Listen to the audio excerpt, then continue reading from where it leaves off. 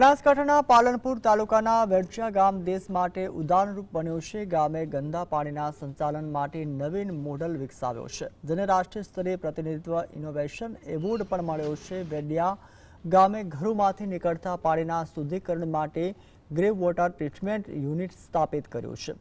શુદ્ધ થયેલા પાણીનો ઉપયોગ જમીનમાં રિચાર્જ અને કાર્બનિક ખાતર બનાવવામાં થાય છે અને આત્મનિર્ભર મોડલ દ્વારા ગ્રામ પંચાયતને દર મહિને 45,000 થી 50,000 સુધીનું આવક થઈ રહી છે। આ સફળતાએ સાબિત કર્યું છે કે ઈચ્છાશક્તિ હોય તો નાનામાં નાનું ગામ પણ સ્વચ્છતા અને આત્મનિર્ભરતાનું રાષ્ટ્રીય પ્રતીક પણ બની શકે છે।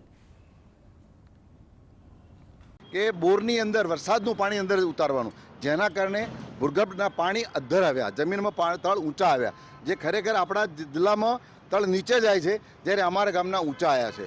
એનું કારણ એક જ છે કે વરસાદી પાણી જમીનમાં ઉતાર્યું અમે। અને બીજો એક પ્લાન્ટ કે જે પાણીને શુદ્ધ કરવાનો પ્લાન્ટ, જે પાણી પીવામાં આવે છે, જેના કારણે ગામના લોકો પીવે છે અને મહિને 50,000નો ફાયદો કે ઇન્કમ પેદા કરે છે।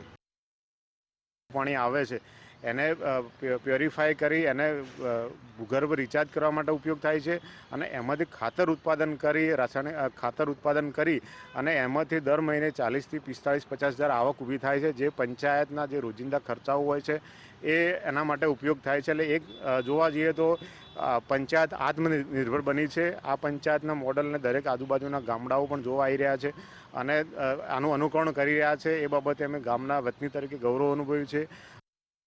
ગામ તળાવમાં 30% ગટરનું પાણી તેમાં આવે છે। એ તળાવની પાળ ઉપર એક ગ્રે વોટર બનાવવામાં આવેલો છે। હવે આ ગ્રે વોટર દ્વારા તળાવના પાણીમાં મોટર મૂકી અને એનું પાણી અમારો જે ગ્રે વોટર બનાવવામાં આવેલો છે એમાં નાખવામાં આવે છે। તેમાં ફટકડી તેમજ અન્ય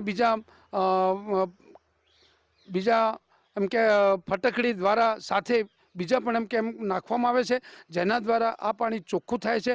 અને ચોખ્ખું થાય છે એટલે એટલું બધું સરસ ચોખ્ખું થાય છે કે ઉનાળામાં જ્યારે અહીંયા ગામ લોકો કે બીજા પણ લોકો ચાલતા હોય છે ત્યારે એની ખૂબ વાસ મારતી હોય છે, પણ જ્યારે આ ચોખ્ખું થઈને પાણી નીકળે છે ત્યારે લોકો ખુશ થઈ જાય છે અને કે કેટલો સરસ પ્લાન્ટ બનાવવામાં આવે